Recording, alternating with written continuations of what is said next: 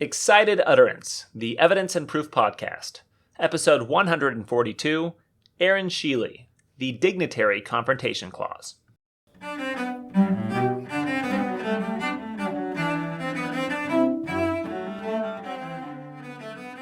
Welcome to Excited Utterance. I'm your host, Alex Nunn, from the University of Arkansas School of Law. Excited Utterance is your podcast for cutting-edge scholarship and developments in the world of evidence and proof. We bring virtual workshops to you throughout the academic year. Joining me on Excited Utterance today is Erin Sheley, a professor of law at California Western School of Law in San Diego. Erin's joining me on the podcast to discuss her most recent paper entitled The Dignitary Confrontation Clause, which is forthcoming in the Washington Law Review.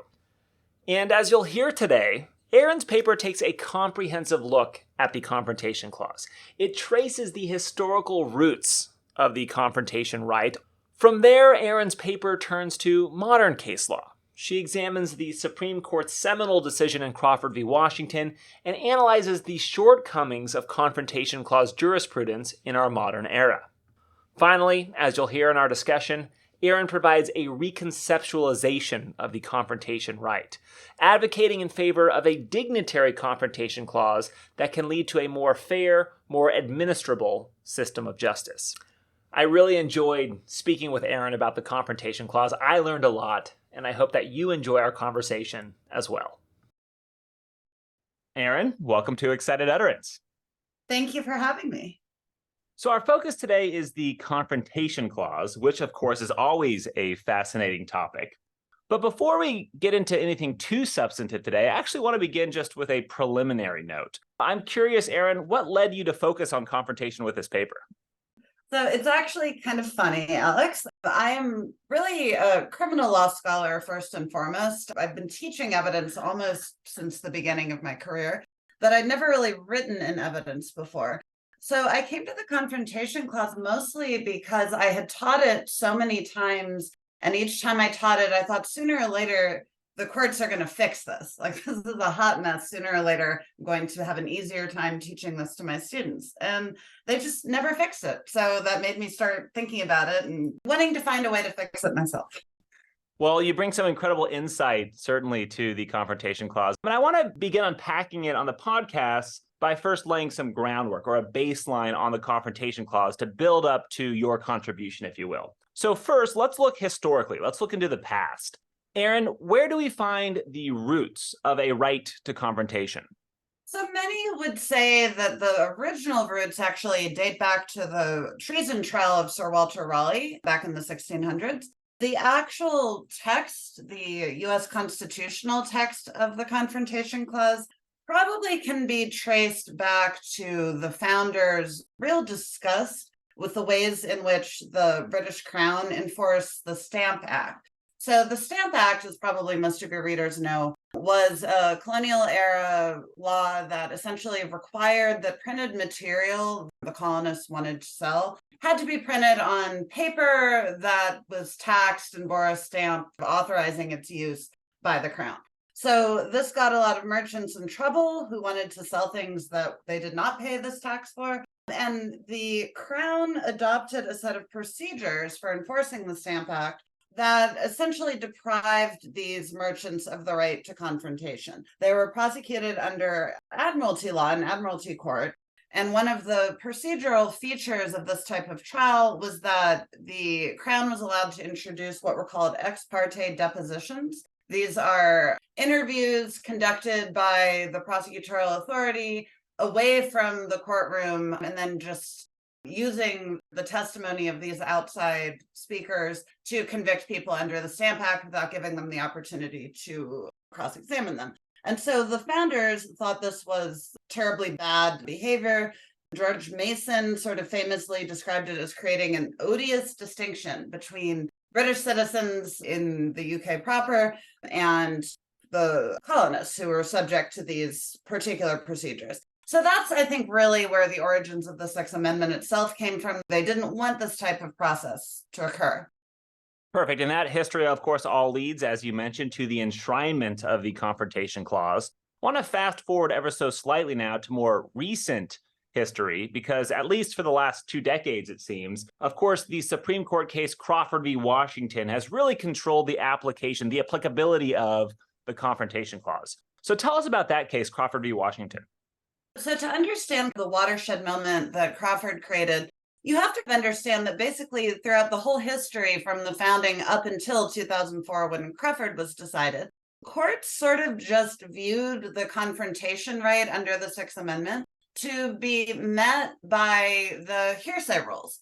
So obviously, assuming all of your podcast listeners are very familiar with the rule against hearsay that prevents outside statements from being introduced in court, unless they fall into one of 5 million different exceptions. And generally, the hearsay rules turn on, well, is this particular outside of court statement going to be really accurate? And is it particularly necessary to the trial? And so those are kind of the two values that the hearsay rules really protect. And anything that comes in through a hearsay exception generally comes in because it's considered particularly accurate despite being made out of court and or particularly necessary. So for a long time, up until 2004, the Supreme Court and lower courts just held, all right, if it meets a hearsay exception, then it's also going to be okay under the Confrontation Clause. It's also going to be deemed to be an appropriate exception to the defendant's right to confront witnesses against them. What Crawford did was essentially to decouple the accuracy analysis that runs through hearsay law from a different type of analysis that the court described as whether a statement is testimonial or not. The issue being, was it a statement that was made outside of court for the purposes of producing evidence against a criminal defendant? And if the answer to that second question is yes, doesn't matter how accurate the statement was, doesn't matter whether it falls into a hearsay exception, that criminal defendant has a right to cross-examine the outside declarant. So this really just blew apart Confrontation Clause analysis because, at least in criminal cases where the hearsay statement is being used against a criminal defendant, it required that the court go through a separate analysis as to whether a statement that might meet a hearsay exception was nonetheless testimonial. And so this plunged the world into confusion and chaos from 2004 onwards. Yeah, I want to pick up on that thread because I think it's safe to say that despite its lofty and perhaps noble goals, Crawford has certainly led to some significant problems in a number of contexts. And one example that you identify really effectively in your paper is domestic violence cases. So talk to us about that. What issue with Crawford arises in the context of domestic violence cases? Yeah, so domestic violence cases, unfortunately, often pose some pragmatic challenges for prosecutors. And this is simply because in domestic violence cases, you often have a victim who has changed their mind about whether they want to testify. So you have someone who calls the police, gives a statement about violence that's been perpetrated by their partner, but then between the incident and trial, the victim has gone back to the person, doesn't want to testify. So in cases like that, prosecutors will often rely on the original statement made to the police officer or to a 911 dispatcher. Often these are obviously out-of-court statements, but often they meet excited utterance, exceptions to the hearsay rule, present sense exceptions. There's lots of ways that statements made by a distressed victim close to the events that they're describing can come in through hearsay. So what Crawford did was basically to say, nope, if it was a testimonial statement made to a police officer, you can't get it in even if it meets one of these hearsay exceptions. So this would come up a lot in domestic violence cases. Now, the case law, which followed almost immediately after Crawford as the Supreme Court tried to give further guidance on the new world it had created, one of the major developments in cases like this was to create the so-called primary purpose test. And the primary purpose test basically just asked the court to decide when the speaker made the statement, was their primary purpose to create some kind of record for trial, which would render it testimonial and therefore in violation of the Confrontation Clause, or was it to resolve an ongoing emergency? So you immediately in these domestic violence types of cases had a split between contexts where a victim is calling 911, seeking help in alleviating a dangerous situation as it's unfolding. The Supreme Court said that is okay. That's not testimonial. That is a statement where the speaker's primary purpose was to resolve an ongoing emergency. However, if it's more after the fact, if the police officer reports to the scene, things are calm, the victim is describing things that happened in the past for the purposes of seeking prosecution of the perpetrator, that would qualify as testimonial and would not come in. It's not just domestic violence cases, of course, where this happens. Basically, any kind of situation of violence where there's a possibility that the speaker is not just trying to give evidence that will be used in trial, but is trying to seek help to resolve something that's going on in real time. Now, the last little wrinkle to that is that that distinction was, I would say, internally coherent. It was a workable distinction. But it was, of course, limiting the types of statements that prosecutors could use, which was causing some consternation. So we ended up a few years later, I believe in 2011, with yet another confrontation clause case, Michigan v. Bryant. This was written by a different majority. Crawford was a Scalia opinion. Bryant was a Sotomayor opinion. And in Bryant, the court backpedaled a little bit on this testimonial is all that matters rule created by Crawford. Crawford had said, we don't care about accuracy. All we care about is whether the statement was testimonial. It's testimonial if the primary purpose is to give evidence for trial. In Michigan v. Bryan, the court backpedaled a little bit and said, well, accuracy can still be a factor. We still care about that a little bit. Bryan involved a case where the victim was dying. Help was already on the way. The ambulance was already on the way. And so the police officer was questioning him about who had shot him, which obviously the purpose of this questioning was to get information for prosecution. And the court actually held that to not count as testimonial by looking at the fact that, well, the police officer might have thought there was an ongoing emergency. There's a guy with a gun out there and so forth. And also it was probably pretty accurate because he would have no reason to lie. It basically just muddied the waters really heavily in this category of cases involving kind of urgent statements to law enforcement. So kind of unclear after Bryant exactly how to apply this primary purpose test that was developed in these domestic violence cases. Erin, I also want to look beyond cases involving urgency or cases involving violence to other contexts. Are there other contexts where Crawford has also had a somewhat confusing effect on the application of the Confrontation Clause? Yes, definitely. As confusing as everything I just described may be, the universe of cases involving the reports of crime lab technicians is even more confusing. In fact, as I give this little review of case law, I have in my mind the blank, confused, and sometimes angry expressions on my students when I try to go through this doctorate class. It's like actual anger that I can't give them law that makes better sense. So in these crime lab cases, prior to Crawford, it was very common for a lab tech to run a test, say, find, all right, yes, this powder is cocaine, write up an affidavit, hand that back over to the police, and then the prosecutor just introduces that affidavit as a business record, essentially, to get through that hearsay exception. Never was believed to cause a confrontation clause problem.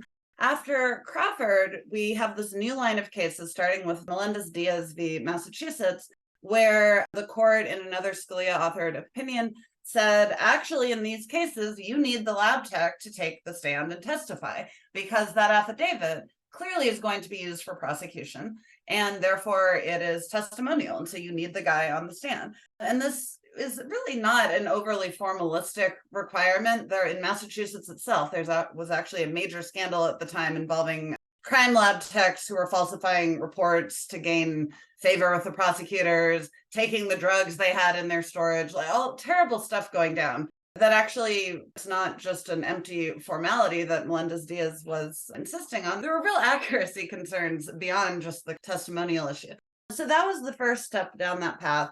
Another subsequent case, Bill Cumming v. New Mexico, held that it's got to be the actual lab tech who conducted it. You can't just have someone come in who also works at the lab to testify about procedures. So this was looking like a pretty hard on the prosecution doctrine developing. But then, as it did in the case of statements to law enforcement officers, The Supreme Court made a right turn almost for pragmatic reasons, trying to curtail the reach of this series of lab tech cases. So we had what I consider to be the most confusing, impossible to reconcile confrontation clause case of all of them, and that is called Williams v. Illinois. And what happened in Williams v. Illinois was the police department was using a private lab that created DNA profiles. And so they sent a semen sample, I believe, to this private lab. The lab sent them back a detailed DNA profile of whoever had left the semen sample. Then the police department ran that through their own database of prior offenders' DNA and found a match. So the state put the police officer who had conducted the database search on the stand. He testified about how he had conducted the database search and then introduced this report produced by a private lab.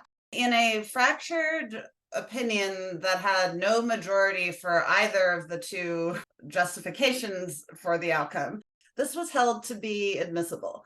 And one four-justice plurality said that, well, it's admissible because it's basically like expert evidence, right? Like this police officer is functioning like an expert, talking about how he ran the database analysis.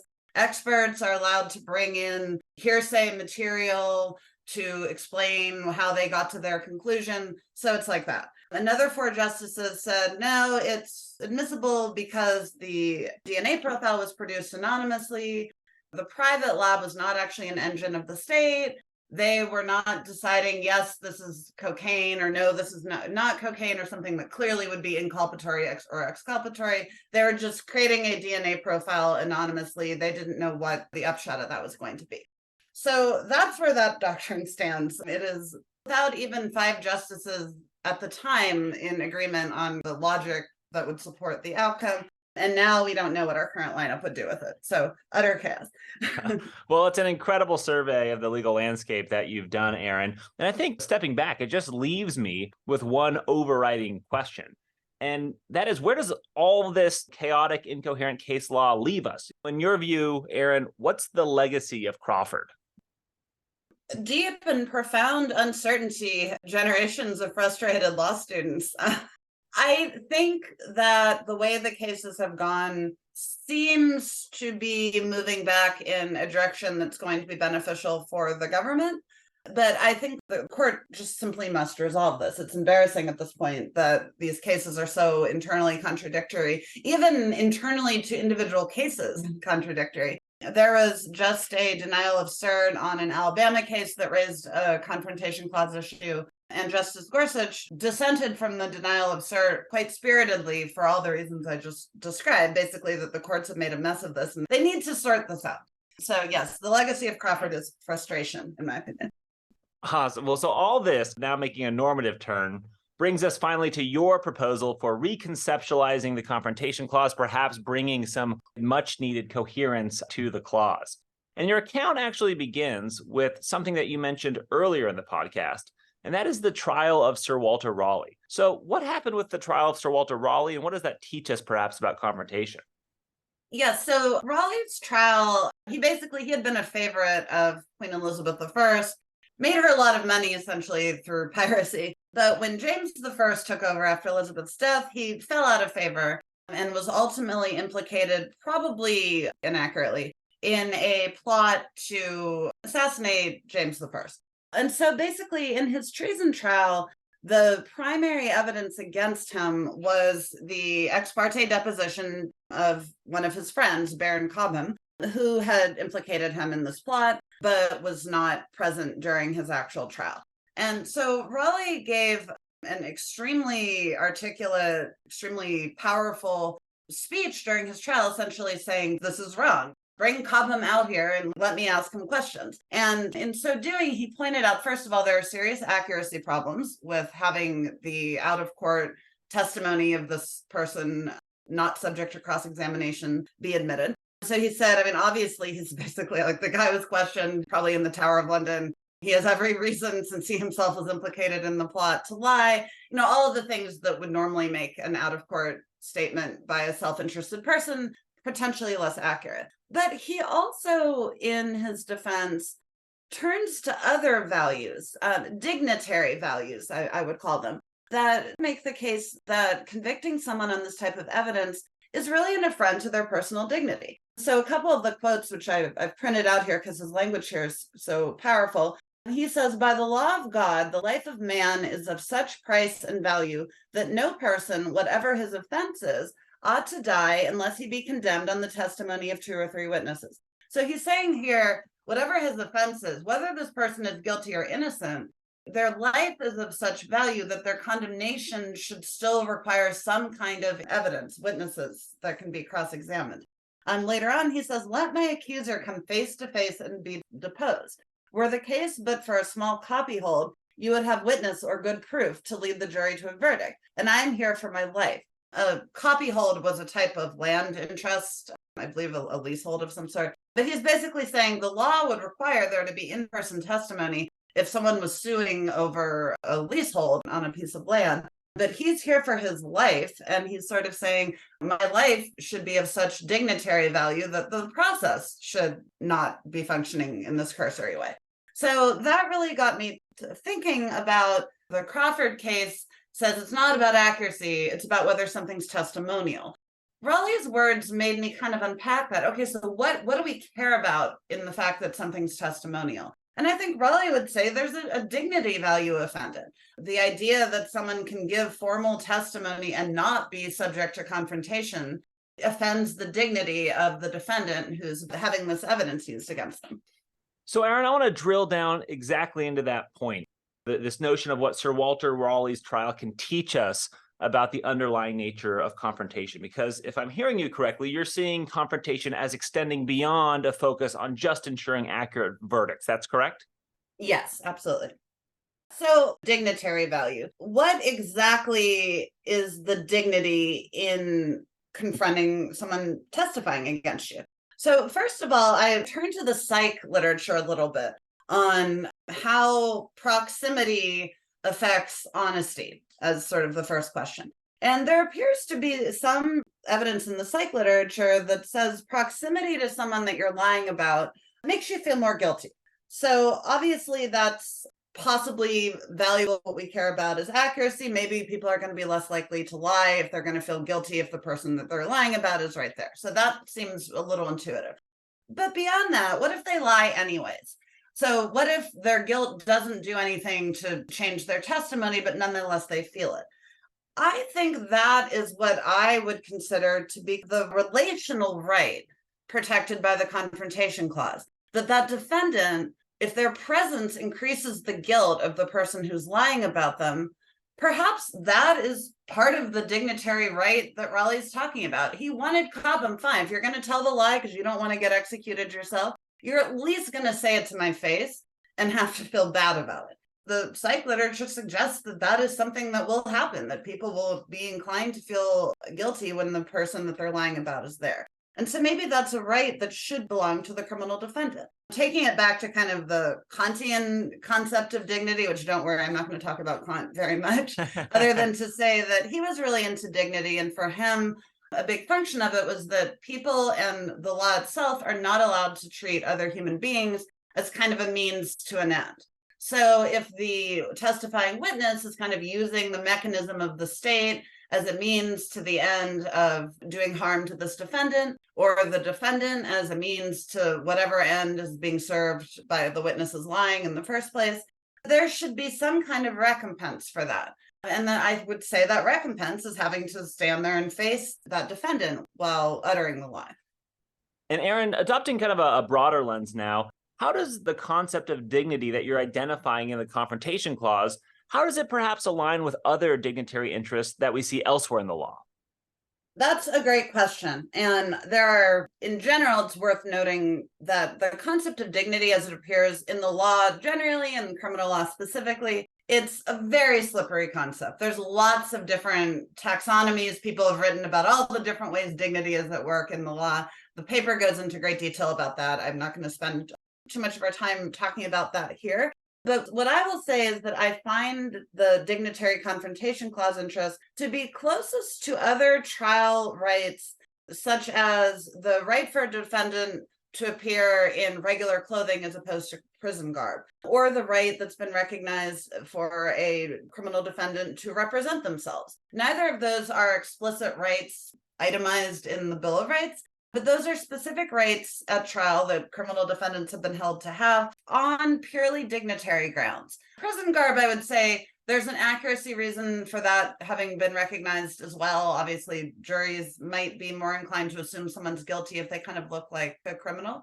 But courts have also, the opinions entrenching this right, have turned on the idea that the defendant also has a dignitary interest to be perceived on sort of an equal footing as the other people in the courtroom. The right to self-representation, that could very well have the opposite effect on accuracy. In other words, a lay criminal defendant representing themselves, very arguable that they're more likely to do a bad job than a skilled attorney. But nonetheless, courts have recognized this just based on a defendant's dignitary right to control their own proceeding if they want to. So I think it is analogous to these. There's a couple of broader theories of dignity that I think all three of these could be classified as. One is the idea of intrinsic dignity, that a human being has a right to be free from interference to the greatest extent possible. So this is the concept of dignity that also undergirds certain rights like freedom of speech and so forth, and abortion rights, substantive rights like that.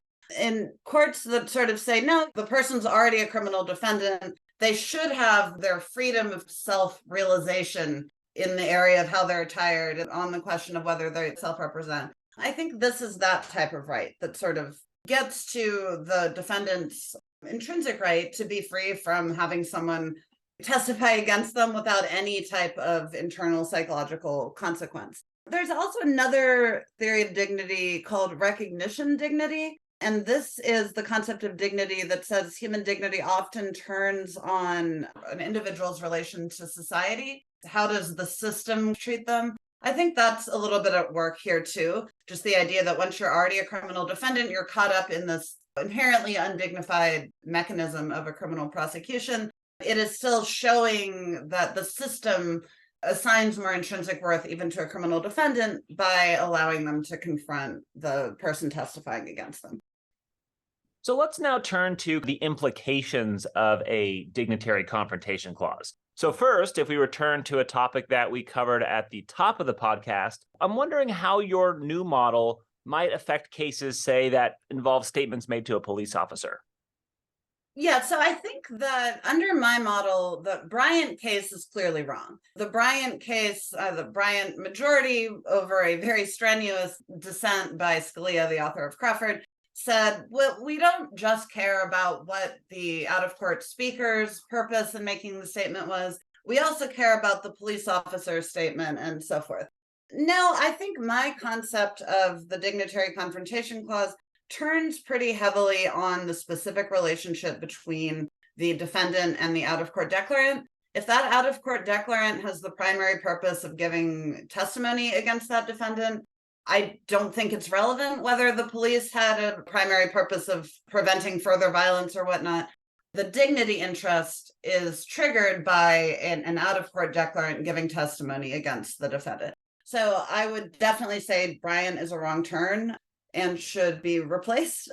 One thing I will say, the Crawford case in a footnote says one exception to this whole new regime we're creating is dying declarations. Dying declarations historically, and it really doesn't provide a ton of evidence for this fact, have been treated as non-testimonial.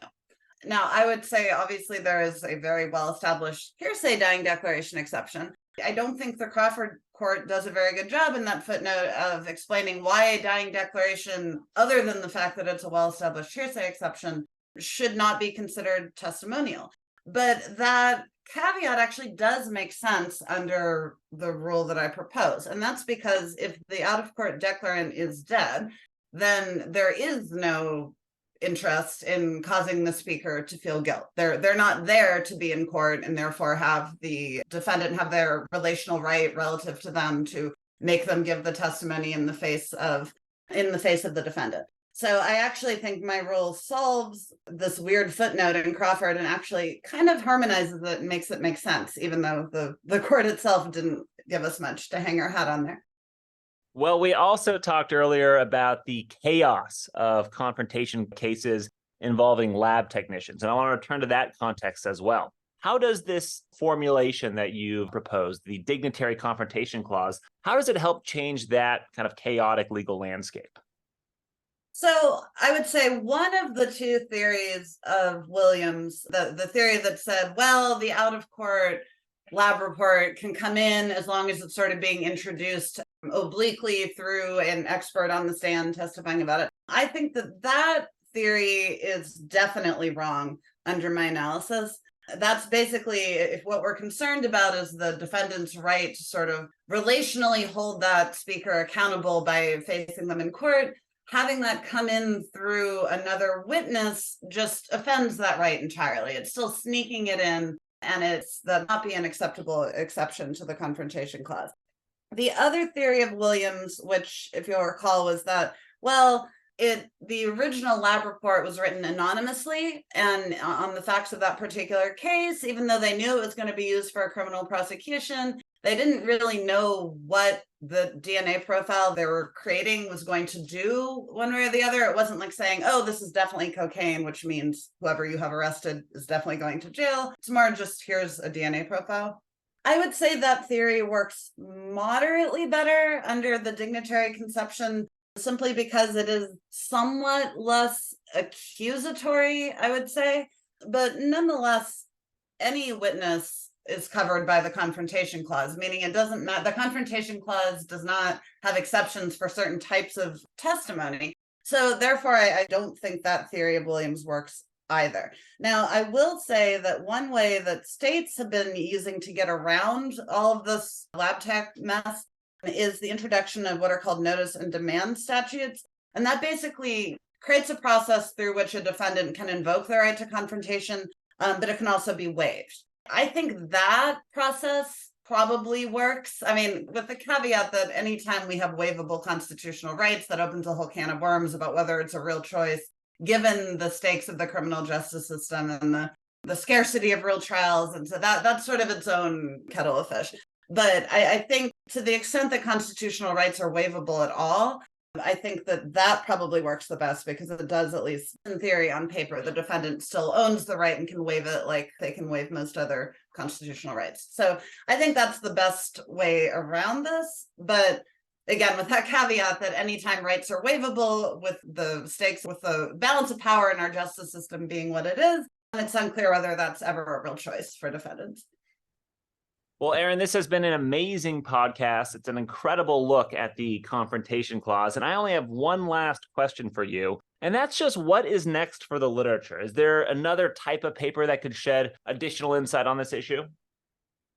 Well, first of all, there's, to me, the mystery of this Crawford footnote on the dying declaration exception. It's not something I looked closely at when I first started researching the paper. It wasn't until I got to the end that I was like, oh, hey, my idea solves this and makes it make sense. I would like me or someone else to dig deeper into the history about sort of how that dying declaration exception would be considered non-testimonial beyond it just being a hearsay exception. That's more of just kind of a curiosity. I think court should adopt my rule and then we don't even have to worry about it. But I would be interested in that. And then beyond that, I would really like more psych literature on the benefits of confrontation psychologically for defendants. When we talk about dignitary interests, obviously we're sort of talking almost objectively about dignitary interests, just one should have the right to have this type of relational effect on the witness and that sort of thing. But I would be very curious if there is actually, as I kind of intuitively suspect there is, an actual therapeutic value to confrontation. I don't think that's necessary for the dignitary argument to prevail, but it would certainly back it up, and I would like to see that. But as usual, there's always psych questions in law that I need other people with different skill sets from me to answer. Well, this has been such a wonderful conversation. Thank you so much for joining us on the podcast. Alex, it was my absolute pleasure. Thank you so much for inviting me, and sorry for putting people to sleep with the doctrinal summary at the start. Not at all, not at all. Thanks so much. To my mind, I think one of the most exciting aspects of Erin's paper is the fact that Confrontation Clause jurisprudence, it might be in a state of flux right now. Of course, it's almost been 20 years since that seminal case, Crawford v. Washington, that Erin discussed today and that we're all familiar with from teaching evidence law. It's been 20 years since that case was decided, and only one member of the Crawford v. Washington majority, namely Justice Thomas, is still on the court. And in the key cases that we have on the Confrontation Clause since Crawford v. Washington, we see unorthodox, kind of strange allegiances when it comes to opinions regarding confrontation jurisprudence. Now, what do I mean by that? Take a look at Michigan v. Bryant. In Michigan v. Bryant, we have a majority opinion authored by Justice Sotomayor, but joined by Justice Alito, joined by Justice Thomas, as well as the Chief Justice Roberts. At the same time, in Michigan v. Bryant, we have a dissent from Justice Scalia and a dissent from Justice Ginsburg. And so what we see, therefore, is that Confrontation Clause jurisprudence perhaps transcends the typical ideological divisions that typifies the court in other areas or other subject matters. Now, you take that kind of ideological uncertainty, the uncertainty that we have about how individual justices will approach the Confrontation Clause, and you add to it the fact that the court has turned over significantly since the last major Confrontation Clause decision. Of course, we have at least 4 new justices since Williams v. Illinois was decided, namely Justices Gorsuch, Kavanaugh, Barrett, and Jackson. And what I think all of this leaves us with is a recognition that the future of Confrontation Clause jurisprudence in the United States, it's somewhat uncertain. We might have many justices in play for revisiting Crawford v. Washington or minimally revisiting the application of the Confrontation Clause right at trial. And given that uncertainty, I think it's incumbent upon us all as evidence scholars to think seriously about reforming Confrontation Clause jurisprudence and thinking about the best path forward for the confrontation right. Of course, Erin's paper provides a fantastic example of how scholarship can provide insight amid this uncertainty, and I hope you enjoyed our conversation about a dignitary confrontation clause today. Support for Excited Utterance is generously provided by Vanderbilt Law School's Branstetter Litigation and Dispute Resolution Program and the University of Arkansas School of Law. The producer is Ed Chang, and the production editor is Madeline DiPietro. Additional production assistance is provided by Kira Hammond, and background music is provided by Kirsten Castle-Greer, Felix Wong, and Alex Crew. I'm your host, Alex Nunn, and I hope you will join us again next time when we take on another work in the world of evidence and proof.